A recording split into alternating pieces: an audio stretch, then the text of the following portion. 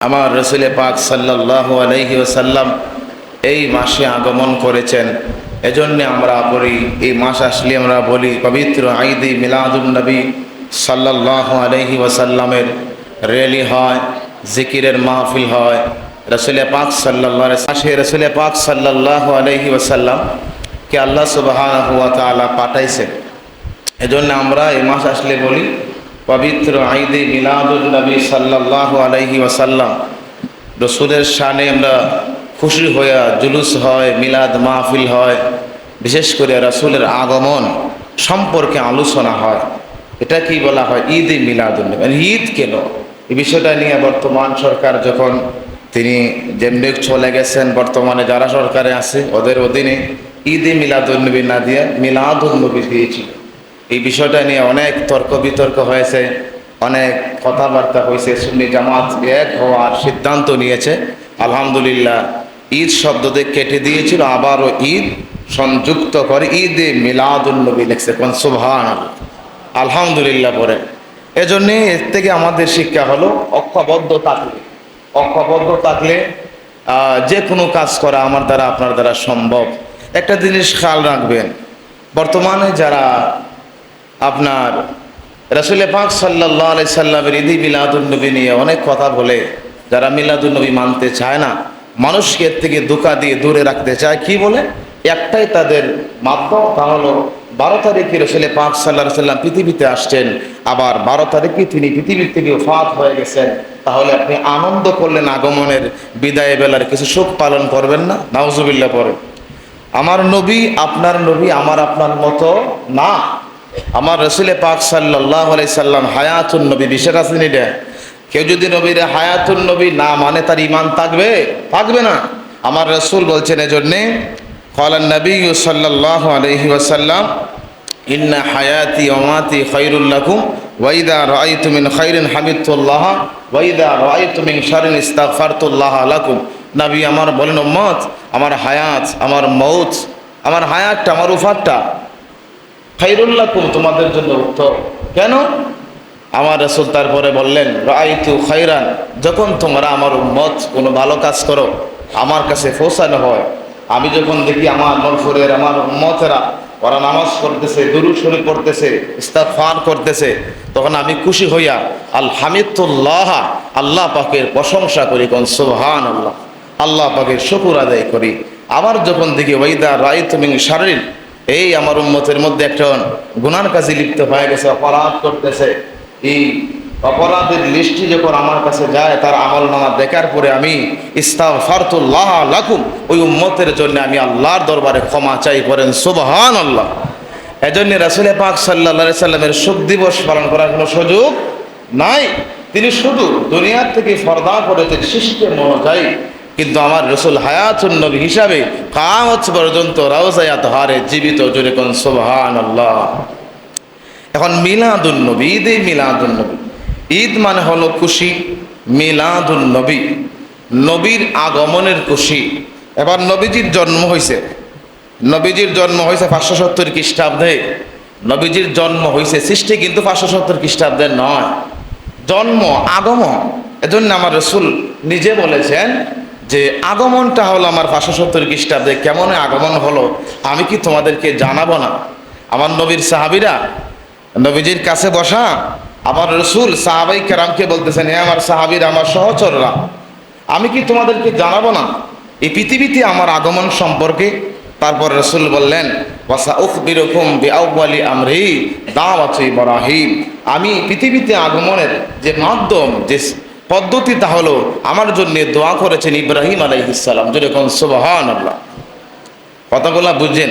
তারপরে রাসূল বলছেন, অবিশারাতু ঈসা, আমার সম্পর্কে সুসংবাদ দিয়েছেন মানুষকে, ওনার উম্মতদেরকে জানাইছেন ঈসা আলাইহিস সালাম, বনি ইসরাইলের শেষ পয়গাম্বর ঈসা রুহুল্লাহ, তিনি আমার নবী সম্পর্কে বলেছেন ওনার উম্মতদেরকে। তারপরে আমার রাসূল বলেন, 3 নাম্বার আমি হলাম ওয়ারুইয়া উম্মি, আমার মায়ের স্বপ্ন। জুড়ে কোন সুবহানাল্লাহ। এই জন্যে এবার আসেন, ইব্রাহিম আলাইহিস সালাম দোয়া করেছেন আমার আপনার নবী পৃথিবীতে আগমনের জন্যে। কোন সময় করেছেন? তাফসীর ইবনে কাসির তাফসীর ইবনে কাসিরের মধ্যে আল্লামা ইবনে কাসির রাহমাতুল্লাহ আলাইহি ব্যাখ্যা করতেছেন, তাফসীর করতেছেন। ইবনে কাসির রাহমাতুল্লাহ আলাইহি লিখতেছেন, পৃথিবীর মানুষেরা ইব্রাহিম আলাইহিস সালাম এবং ওনার সন্তান ইসমাইল আলাইহিস সালাম বাপ বেটা দুইজন মিলে খানায়ে কাবা, আল্লাহ পাকের ঘর, আল্লাহর ঘর খানায়ে কাবা তৈরি করতেছেন, বানাইতেছেন। বাপ বেটা ক্লান্ত তো আসে, একবার রেস্ট নেওয়ার সময় বললেন, বাবা ইসমাইল আসো, আমরা এই মক্কাবাসীর ভবিষ্যৎ কল্যাণের জন্য আল্লাহ সুবহানাহু ওয়া তাআলার দরবারে প্রার্থনা করি। বলেন সুবহানাল্লাহ। ইব্রাহিম আলাইহিস সালাম বলতেছেন ওনার সন্তান রে, বাবা ইসমাইল আসো, আমরা এই মক্কাবাসীর ভবিষ্যতের জন্য, মক্কাবাসীর কল্যাণের জন্য আমরা আল্লাহ সুবহানাহু ওয়া তাআলার দরবারে প্রার্থনা করি। কেমন প্রার্থনা করলেন? ইব্রাহিম আলাইহিস সালাম নিজে আল্লাহ সুবহানাহু ওয়া তাআলার দরবারে হাত বাড়িয়ে দিলেন। পড়েন সুবহানাল্লাহ। আল্লাহ সুবহানাহু ওয়া তাআলা ইব্রাহিম নবী কি দোয়া করেছিলেন এই মক্কা নগরীতে কাবা ঘর বানাইতে যাইয়া? আল্লাহ পাক কোরআনের আয়াত বানায়া সূরা বাকারায় 129 নং আয়াত বানায় আল্লাহ পাক নবীজির মাধ্যমে নবীর উপর নাজিল করায় দিলেন। আল্লাহ পাক বলেন, বন্ধু আমার আপনার আগমনের জন্য দোয়া করেছে আমার এক বন্ধু খলিল, যাকে আমি খলিল বানাইছি, তিনি দোয়া করেছেন, রব্বানা ওয়া বা'আথ ফীহিম রাসূলাম মিনহুম আতলু আলাইহিম আয়াতিকা ওয়া ইউআল্লিমুহুমুল কিতাবা والحكمة ويزكيهم إنك أنت العزيز الحكيم। আল্লাহু আকবার। একজন নবী আরেকজন নবীর সন্তান, বাপ বেটা দুজন মিলে আল্লাহ সুবহানাহু ওয়া তাআলার দরবারে দোয়া করে, আল্লাহ রব্বানা, হে আমাদের প্রতিপালক, ওয়াবা'আস ফীহিম রাসূলাম মিনহুম, আপনি একজন রাসূল পাঠান তাদের মধ্য থেকে, মানে আমার সন্তান ইসমাইলের বংশ দিয়ে আপনি একজন রাসূল পাঠান। আলাইহিম আয়াতিকা ওয়া ইউআল্লিমুহুমুল কিতাবা ওয়াল হিকমা ওয়া ইউযাক্কিহিম, যিনি আপনার আয়াতসমূহ তেলাওয়াত করে শোনাবেন, ওয়া ইউআল্লিমুহুমুল কিতাবা, কিতাবের জ্ঞান শিক্ষা দিবেন, ওয়াল হিকমা, এবং হিকমত শিক্ষা দিবেন, ওয়া ইউযাক্কিহিম, মানুষকে পবিত্র করবেন। জুরে কোন সুবহানাল্লাহ। এই জন্য আল্লাহ সুবহানাহু ওয়া তাআলা দোয়া কবুল করে ইসমাইল আলাইহিস সালামের মধ্য দিয়ে, ওনার বংশধরদের মধ্য দিয়ে আল্লাহ সুবহানাহু ওয়া তাআলা সৃষ্টির বাদশা আমার আপনার নবীকে আল্লাহ পাক পাঠাই দিয়েছেন। পড়েন সুবহানাল্লাহ। একজন হলো ইব্রাহিম নবীর দোয়া। আল্লাহ সুবহানাহু ওয়া তাআলার দরবারে ইব্রাহিম নবী দোয়া করেছে, আল্লাহ এই মক্কার মানুষকে সংশোধন করতে পারে, অপবিত্র মানুষকে পবিত্র করবে এমন একজন রাসূল আপনি পাঠান। আপনি তো হলে ইন্নাকা আনতাল আজিজুল হাকিম, নিশ্চয়ই আপনি পরাক্রমশালী প্রজ্ঞাময়। সুবহানাল্লাহ। আল্লাহ সুবহানাহু ওয়া তাআলা সবচেয়ে শক্তিধর। আল্লাহ সুবহানাহু ওয়া তাআলা বলেছেন, ইন্নাল্লাহা আলা কুল্লি শাইইন কাদির, সমস্ত ক্ষমতার মালিক হলাম আমি আল্লাহ। আমি আল্লাহ পাক পারি না, আমার দ্বারা হয় না, অক্ষমতা অপারগতা এমন কোন শব্দ আমি আল্লাহর শানে যায় না। এক নম্বরে বলে দিলেন ইব্রাহিম নবী দোয়া করল। দুই নম্বরে আমার নবী বলেন, রে আমার উম্মত তোমরা শোনো, আমার আগমন সম্পর্কে সুসংবাদ দিয়েছেন আরেকজন নবী, যার নাম হলো ঈসা রুহুল্লাহ। কি নাম? ঈসা রুহুল্লাহ। আমার নবী বলেন, ঈসা আলাইহিস সালাম ওনার উম্মতদেরকে একত্রিত করিয়া ভাষণ দিচ্ছেন। ঈসা নবী কি বলেছেন? তাফসীর ইবনে কাসিরের মধ্যে আছে, ঈসা নবী বললেন, ইন্নী রাসূলুল্লাহি ইলাইকুম মুসাদ্দিকাল লিমা বাইনা ইয়াদাইয়া মিনাত তাওরাত। ঈসা আলাইহিস সালাম বললেন, শোনো এই আমার উম্মতেরা, তোমরা শোনো, ইন্নী রাসূলুল্লাহি ইলাইকুম, নিশ্চয়ই আমি তোমাদের কাছে একজন প্রেরিত আল্লাহর রসুল, নিশ্চয়ই আমি একজন আল্লাহর রসুল। মুসাদ্দিকাল লিমা বাইনা ইয়াদাইয়া মিনাত তাওরাত, আমার কাছে যে তাওরাত কিতাব রয়েছে তা অবশ্যই সত্য। তারপরে তিনি বলেন, শোনো আমার উম্মত, আমি এখন তোমাদেরকে একজন নবী সম্পর্কে সুসংবাদ দিচ্ছি, যিনি আমার পরে পৃথিবীতে আগমন করবে। ওয়া মুবাশশিরাম বিরাসূলি ইয়াতি মিন বাদ ইসমুহু আহমদ। যেরকম সুবহানাল্লাহ। ঈসা আলাইহিস সালাম ওনার উম্মতদেরকে একত্রিত করিয়া ভাষণ দিলেন, সুসংবাদ দিলেন, আমার উম্মতেরা আমি হলাম তোমাদের জন্য নবী প্রেরিত একজন রাসূল, আর আমার যে কিতাব তাওরাত তা সত্য কিতাব, আর আমি তোমাদেরকে এখন একজন নবীর সুসংবাদ দিচ্ছি যার নাম জমিনে হবে মুহাম্মদ, আসমানে আহমদ। ওই নবী যখন চলে আসবে তোমরা আমার ধর্ম বাদ দিয়ে তোমরা ওই নবীর উপর ঈমান আনবে। জোরে কোন সুবহানাল্লাহ।